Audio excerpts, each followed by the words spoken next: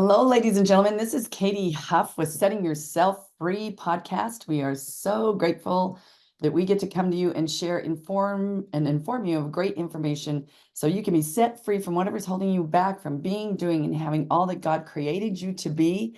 I want you to obviously not miss anything that we are sharing with you. Dr. Spurrill is here from the Synapse Center of Health and Healing, who is absolutely an amazing physician. I almost said a guru. He's better than a guru.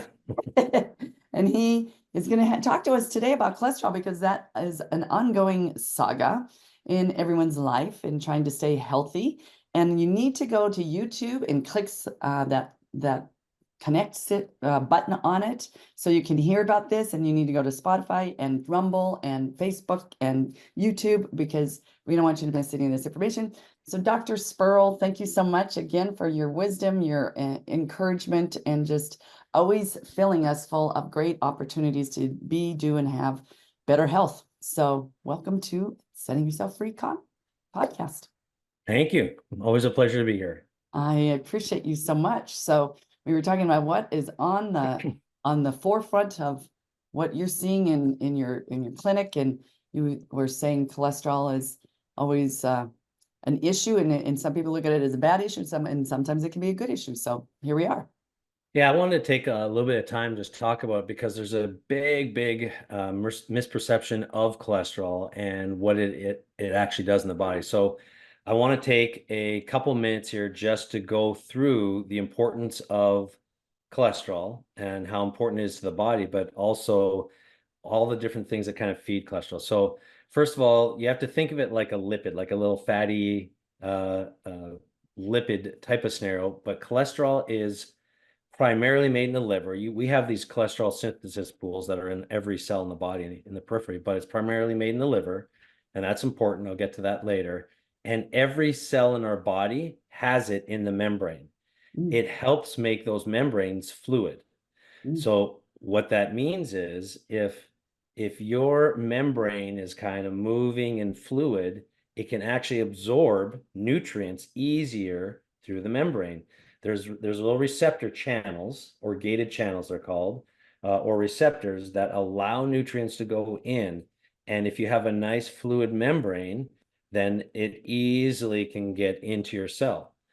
Let's just take one example, zinc. If zinc can't get into your cell, then all of a sudden you become zinc deficient inside the cell. And zinc is a very important key that unlocks a lot of immune protection inside the cell.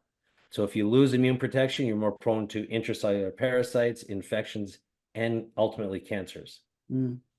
So that one thing is really important. So we need cholesterol as part of that mechanism to get the nutrients into the cell, to help the immune system, to protect the cell. So there is a difference between types of cholesterol, but a lot of times people say that's the good cholesterol. HDL is the good cholesterol, and that's the bad cholesterol. I want people to stop thinking that way. There is no such thing as good and bad cholesterol. Okay. There's just cholesterol. Now, having said that, their roles are a little different, and so one can be perceived as good, the HDL. So LDL, the best analogy I heard was LDL is like a bus, a big bus, and it's transporting a bunch of cholesterol. So LDL is actually got a whole bunch of components to it. There's larger size pieces of cholesterol in LDL, and there's smaller size. HDL is kind of like a taxi that's returning the cholesterol from the cells back to the liver. So that's why they call it the good cholesterol. It's actually cleaning up some of the LDL particles. Once cholesterol becomes oxidized, it stiffens up and hardens, and that's when it starts to get bad. So oxidized cholesterol is bad. Okay. So that's when we start to see stiffening of our arteries. So if an artery or cells are stiff, all of the cells in the body, not just the arteries, if they're stiff, what happens? You can't get nutrients getting into the cells. So just by having too much LDL or oxidized cholesterol, your cells become stiffer. As we age, what happens? We get stiffer. It just happens. It's So like getting out of bed and you go, my back, oh, I'm stiffer. that's right. But it's the oils Mm. that are in our cells that make the difference. So that's why some people say, I started using olive oil and I got rid of all these seed oils, and I feel like someone's lubricating my joints. Well, the reality is your cells are just more fluid because you've got better cholesterol and better oils in the lipid membrane. Nice. Yeah, so that's a big part of it. Now, when it comes to LDL particles, the smaller the size, the more dangerous it can be. Mm. So, so it's kind of like the way to think of it is you've got the bus, which is the big LDLs, carrying a whole bunch of cholesterol, but the smaller ones are kind of like a just one little van full of teenagers, Mm. and they're free radicals. They're going to cause a lot more damage because they're smaller. They can get into the nooks and crannies of our cells. And so the smaller particle LDLs are the ones that really cause a lot of damage. And That's great. so, yeah, we don't want them. They're the free radical teenagers. I mean, Yeah. we want our teenagers, but you know what I mean. But they're a challenge, shall we say. They're a challenge and sometimes uncontrollable, and sometimes they drive on the lawn when you don't want them to. Exactly. So Yes. yeah, that's a great reference for Yeah. thinking about that. Wow. So olive oil obviously is very good. Yeah, so one of the things that also is a misnomer, has been misrepresented, is that cholesterol does not go up from dietary cholesterol. Your body's cholesterol won't actually increase if there's high cholesterol in eggs, for example. Hmm. Cholesterol actually goes up because of free radical damage. So your body will start making more cholesterol when there's a free radical or something that's causing a little bit of inflammation or irritation in the body. Because cholesterol will, its job is to go into those membranes. And just like there's a hole in the wall, it'll start to patch up the hole. Hmm. So Okay. it's going to bring some more cholesterol in there to patch up the hole in the wall. But the problem is it's stiffer. It's not the good cholesterol. So I shouldn't say food. Food does affect your cholesterol, but it's the food that causes inflammation, not the high cholesterol foods. Eggs got a bad name back in the 80s, 90s because they were high in cholesterol. But Right. they themselves don't increase your cholesterol unless you have an egg sensitivity or an egg allergy that causes inflammation, then it will. Hmm. Interesting. So it's really the inflammatory part. Now, here's the cruncher. Here's the thing that really is super important to remember. Not only is cholesterol needed for the membranes of our cells, cholesterol is also the beginning particle for all your sex hormones and most of your hormones. Wow. I So would never put those two together. yeah, so cholesterol gets converted into pregnenolone, gets converted into DHEA, gets converted into progesterone and estrogen and testosterone. And so there's also a mechanism there where cortisol will be put into play, and then cortisol will affect insulin and affect thyroid. So it has an effect on all the hormones. But if you are low in cholesterol, you will and can be low in any one of the sex hormones, progesterone, estrogen, and testosterone. And then cortisol, if you have any type of stress, you can have this mechanism where it's preferentially being converted into cortisol and not into your other hormones. That's relevant because all of a sudden we can start to experience low hormone factors, which can be depression, it could be sluggishness, fatigue, it can be memory loss, it could be poor blood sugar regulation. All of those, poor inflammation regulation, all of those are signs of low hormones, Hmm. which can be signs of low cholesterol. Wow. And That's so, interesting. yeah, that one's a big one. And the ratios are weird because different labs will have different ratios. So there are some instances where a total cholesterol of 230 is actually good. Wow. So you have to take it into context with everything else. And so really what matters is the LDL cholesterol, the ratio of good to bad cholesterol, that Hmm. matters. Because if you don't have enough we're going to call it good, but the HDLs bringing it back to the liver, then you could end up with the stiffening of the cells in the arteries. Right. So you have to have enough of those HDLs. So that becomes very, very important when it comes to like just the ranges. Mhm. Below 160 for cholesterol, I don't like. Most people with autoimmune disease have low cholesterol.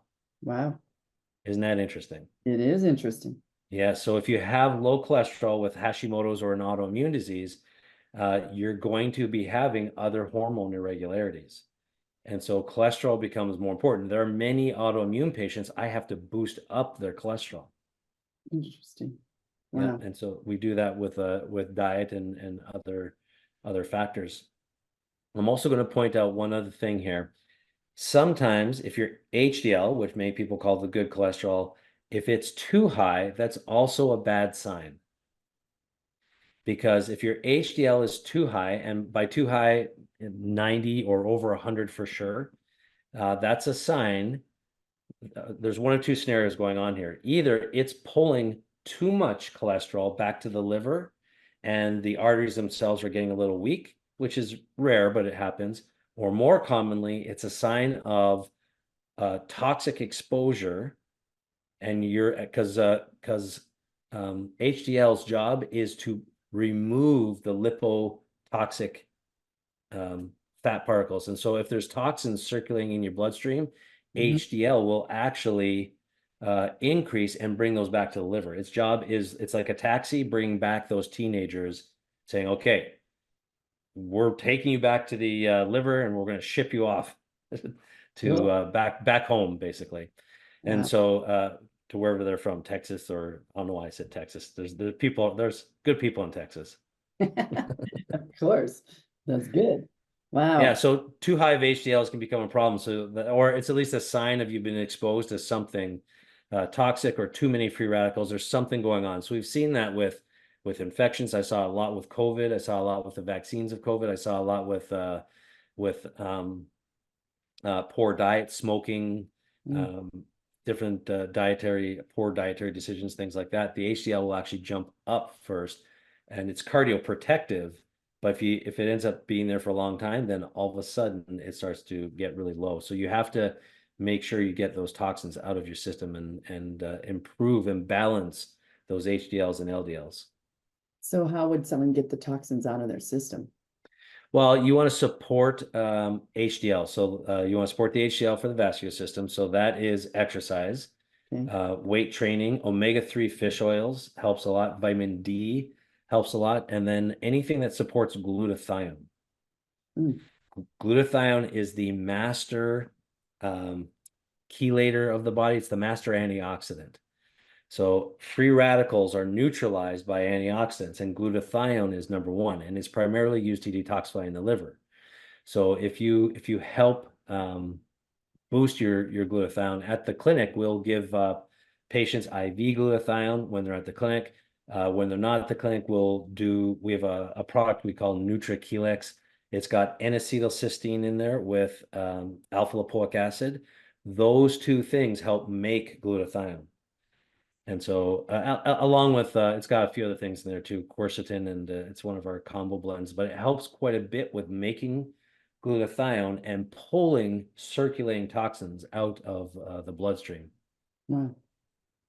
It's Yeah, it so works really well. it's good that you know all this because I'm sitting here going, this is taking me back to my chemistry classes. Yes. Oh my gosh, that was a while ago. It's like, but it's good to know because I mean, like you said, so many people think, so black and white with HDL and LDL when it Yeah. comes to good and bad, and I don't know how many people really realize that that's like the taxi or the bus, you Yeah. know, carrying and needing it for the membranes, which is important for the cellular walls, obviously. Yeah. And in Greece, a lot of people from Greece and even parts of Italy, they actually have cholesterols that in their family average in the 300 range, and they have a very low incidence of heart disease. And so why do you think that is? Olive oil. Okay. Yeah. Yep. So Yep. And as they switching to seed oils, as they're switching to other oils, we're seeing those numbers get worse. So seed oils, they do not replace olive oil, and they're more prone to go rancid. They're more prone to become oxidized. So that's why they harden and stiffen faster than olive oils, and our body can't use them as efficiently. So what are the different types of seed oils that people would want to avoid? Well, grapeseed, canola oil is one of the worst ones. Right. Uh, yeah, for a full list, there's you can About just soy. Google A lot of people, soy. I don't like. Yeah, yeah. avocado oil is okay for high temperatures. Coconut oil is okay, and olive oil. Those are the three oils. Hemp oil is okay to consume and take, but not necessarily cook with. Okay. Okay. Yeah, Yeah. I'll actually take olive oil, put it on a teaspoon, and take it as a daily dose. Really? Yep, especially as I'm trying to get in shape and train and get my muscles and joints working better, a little more fluid. So instead Helps a of lot. the the Mary Poppins a spoonful of sugar helps the That's medicine right. down, it should be a Yes, spoonful of olive oil. that's right. And you remember back in the day they used to do cod liver oil for Yes. everyone? Yeah, Yes. they were we've lost that actually. We need to go back to that realm again. So the omega-3 fish oils is very good, cod liver oil, and then the olive oils is very good. And over in Europe, they have like just bins of olive oil, and women will put it through their hair. They'll put it on their skin and bathe in it. It's just so good for the body. Wow. Yeah, because there's a different castor oil. I have a girlfriend who introduced me to putting castor oil on your face. And Yeah, it's really thick, it's really greasy, but even, all these women that are really into those high expensive creams for your face and things yeah, like that, are spending, $100 when you can go and get the castor oil for like $12, if that, and use it, but it's pretty thick, really thick, but yeah. It actually because it's so thick, it actually pulls a lot of the toxins out and opens up the pores actually to help your skin breathe and detoxify better. People use castor oil packs on their abdomen to help decongest their bile duct. It'll actually induce a detox reaction in your gut when you do castor oil packs. If anyone's going to do that at home, just beware, start slow because you will be shocked at how much that and how well that works to do a castor oil detox. so that's interesting because I also had someone tell me that they literally take and put castor oil in their belly button. Yeah, that's a thing. Wow. Yeah, So it's like, and hey, there's legitimacy to it, so that's good. okay, well, we've done really well. We've gone from taxis and buses to That's right. close to the toilet and have castor oil. We're gonna clean you That's out right. from head to toe. That's right. That's exactly right. Wow, Yeah, that's we definitely need those oils for a lot of different functions. And so the last thing I'm gonna get back to is yeah. statins Oh because yeah. I have an extreme dislike for statins because of the damage that they do. So statins will actually cause um, your cholesterol to go low, but they're not fixing the problem. The cholesterol is just the messenger. Mhm. So statins is like basically taking out the tires on the bus. Mm, It's not helpful. Yeah, there's less cholesterol that we can measure, but the damage is still being done. That's triggering the cholesterol synthesis pools. That's triggering the need for the cholesterol. So they're just reducing the cholesterol number so it can't get oxidized. But why was the cell sending the signal saying we need cholesterol? right.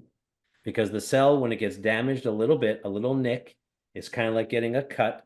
There's a little nick, and then there's these immune cells called foam cells that send a signal to the liver to make more cholesterol, and then it's going to come and then patch it up. And so it patches up that little nick. So if the statin is stopping that from happening, you still have the nick, Right. but now you don't have the hardening of the artery.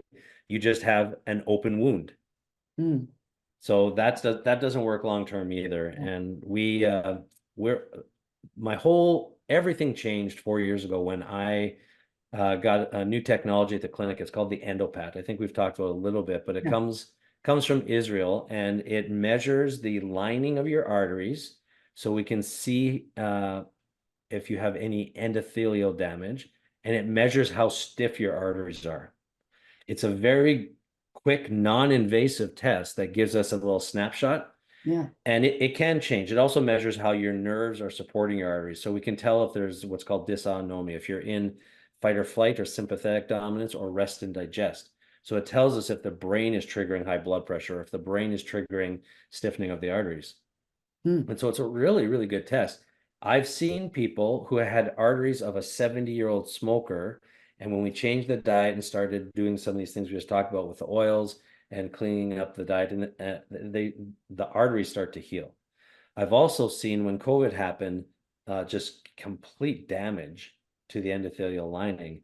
And I've had people who've had a normal endopat who've gone through like an illness, just something that they were exposed to, and it was a 2-week ordeal, and their endopat came back horrible.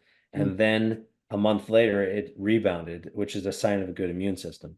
So our inside of our arteries are very, very important for communication of the entire body, because there's this thing called glycocalyx, and basically it's these little fingers that sense what's flowing in the bloodstream, and they send signals back to your entire body and brain. Wow. It's a phenomenal system God has created. Yeah. It's almost like what's that, like telegrams that used to send back in the day with Morse code and stuff like that. Yeah. Yeah, our artery system has that system built into it. That's so So it's cool. like beep, beep, beep, beep, beep, beep, beep. You've got hemoglobin, you've got blood proteins, you've got all that stuff. All these messages are going to the brain. It's phenomenal. I know it truly is a miracle how God made us. And Yes. and it's also awesome how once you start really understanding that cholesterol isn't a bad thing, and obviously that is a good thing, and how all these things, work together or Yes. against us, depending on how we eat and if we Yeah, exercise and if we're doing the things that we have control over. that's right. Yeah. Yeah, so cholesterol needs to be managed. It's not bad, but it needs to be managed. Like everything else, there's highs and lows.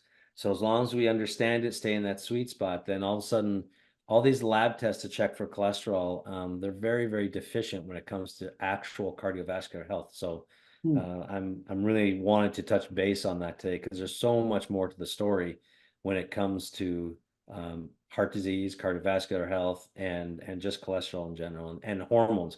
We're seeing more people right now with hormone irregularities than ever. And why do you think that is? Because you and I have had that conversation, and definitely I'm like hungry to get things going there as well, because it's definitely like the brain fog. Yeah. It's pretty funny when I was younger, and some of my older girlfriends would say, "You just wait," and I was just like, "No, you guys are full of hoo-ha." And Yeah. what's my name and who are you? I introduced my sister-in-law, whose name is Tracy, as Karen. I'm like, where did that come from? Yeah. She goes, "Do you know what Karen means?" Yes, that's not Like, yeah, apologies to all the Karens. It's not a compliment these days. I know, and I'm just like, I didn't mean it that way. I just had a brain cramp, and Yeah. I had to say something, so Karen came out. Yes. Lord have mercy. At least she's still talking to me, which is good. That is good. And I did it on my birthday, so maybe she gave me a little grace. You got grace. Thank God. But yeah, I mean, hormones, I mean, I don't know if you want to touch on that a little bit now, or if we wanted to save it for another, or maybe both, because it's not that simple. No, it's not simple at all, but the 60-second version, and we'll do a whole show on this, but a 60-second version is that the cholesterol, remember, becomes DHEA. So number one, there's a whole bunch of men in particular who are on cholesterol lowering medication. So that's one thing. Cholesterol becomes DHEA. There's a saying in functional medicine: stress eats DHEA. So when you're under too much stress, DHEA actually goes up. It's called DHEA dash des. There's dash S. There's a sulfur component to it. So that actually goes up. But in time, one of two things happens. You either deplete your cholesterol because the DHEA is requiring it because stress is consuming it, or you stop converting the cholesterol. It's the cry wolf scenario. You don't convert the cholesterol to DHEA, and then DHEA starts to tank. Mm. Either way, you end up with low hormones in the end. So you can end up, and sometimes it's because of the conversion, the cofactors that are needed to convert cholesterol to DHEA become depleted, and sometimes it's because the brain is actually shutting down the mechanism there. So it's important to know that stress really will lower the hormones. Now, the second part, or third, I guess this is that we now have an environment full of hormone mimicking molecules. Endocrine disruptors, they're called. They look like estrogen.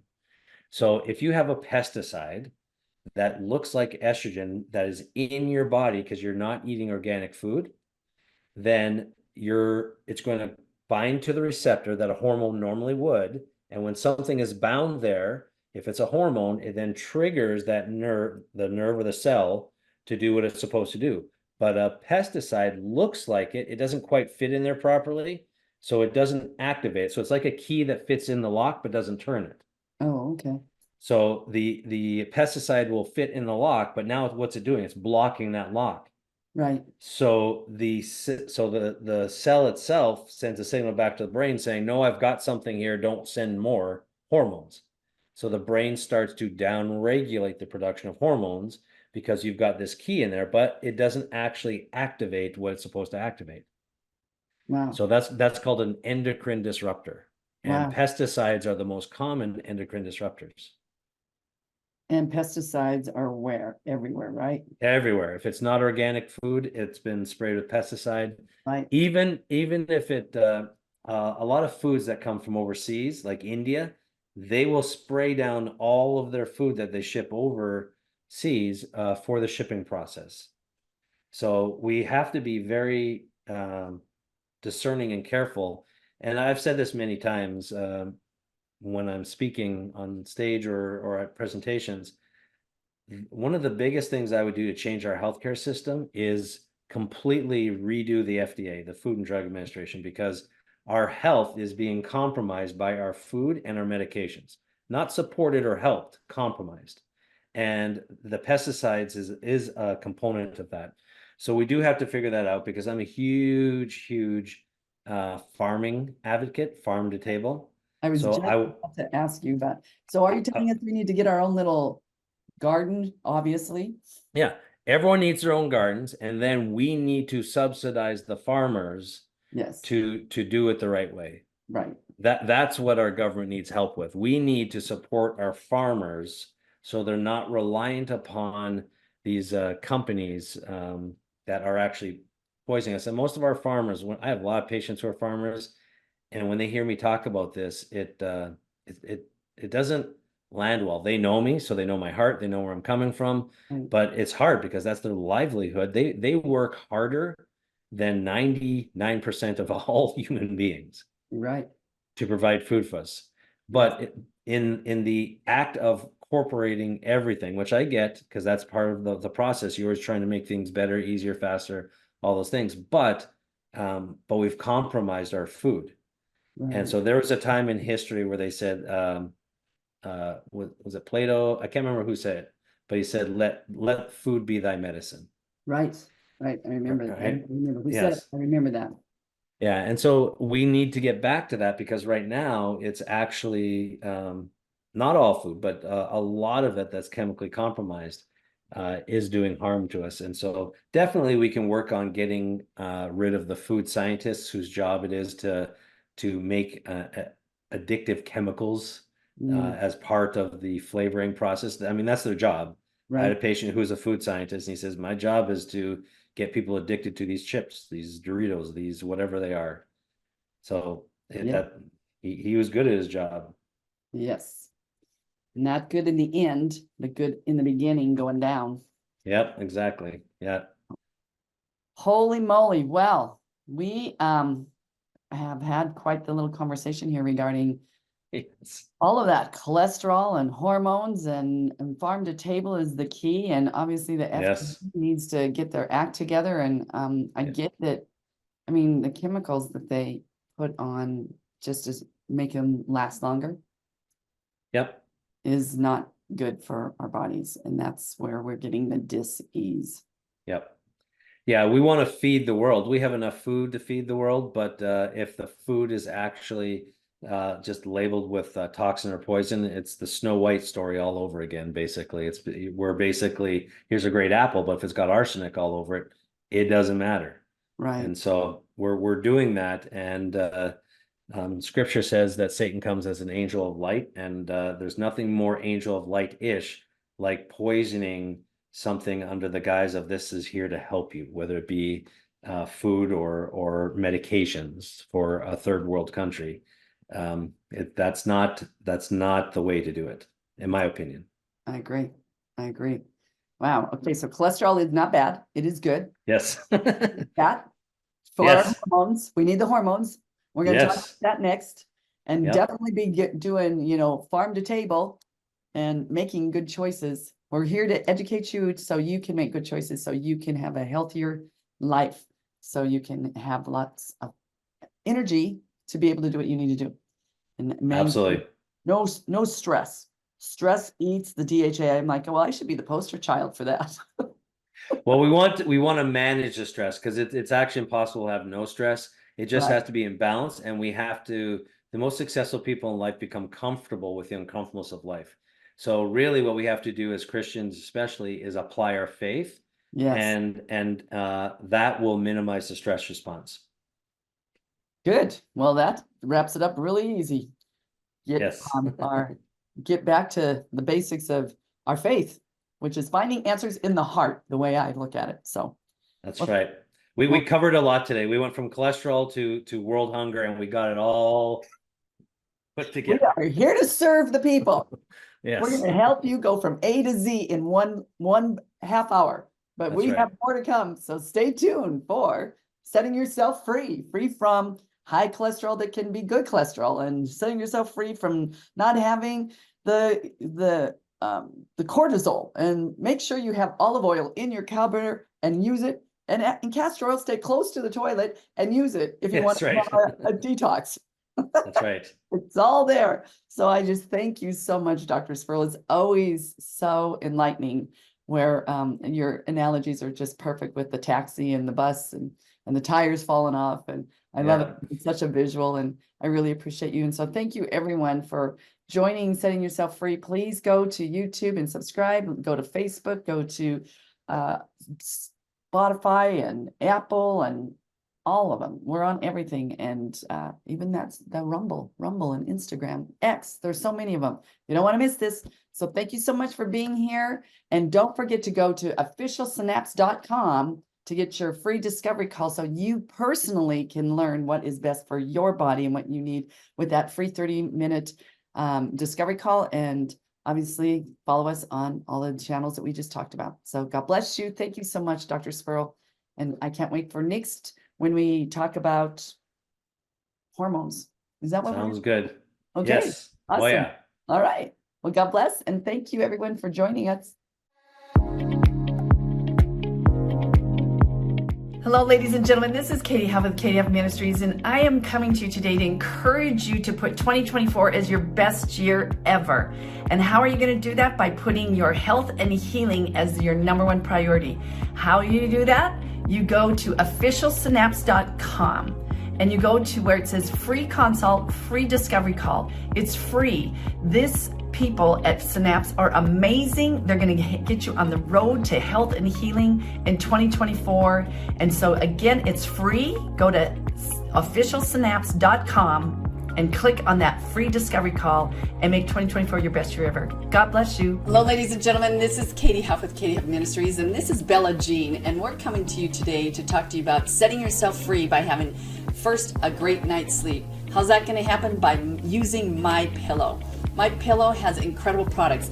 Bella Jean even has her own dog bed and loves it. She sleeps well at night, so do we. Because we also have the topper, we have the pillows, we've used the sheets, we have the towels, and we even have the slippers. So we are a family that loves MyPillow as much as my Bella Jean, and I'm hoping that your dog will love it as much as ours, and that you'll go to mypillow.com/unmasked. Again, that's mypillow.com/unmasked. and you'll get incredible discounts for your family to be setting themselves free to having a great night's sleep and having an amazing holiday season with MyPillow products. Thank you. Hello, ladies and gentlemen. This is Katie Huff with Katie Huff Ministries, and I'm coming to talk to you today about setting yourself free. And what that means is it begins with taking control of your finances. So I was unfortunately introduced to a number of different financial planners that really didn't put me before their profit. And I'm glad to say that Kirk Elliott, PhD, their philosophy is people over profits. They don't rush you. They have a holistic approach. They took my SEP, they invested it into gold and silver, which obviously is diversifying. It may be for you, it may not, but I will tell you this, KirkElliottPhD.com/unmasked, they will go beyond making you comfortable and knowing where your money's going. And so I would just say, take control of your finances. Go to KirkElliottPhD/unmasked for a discount and great advice and peace of mind that you'll have.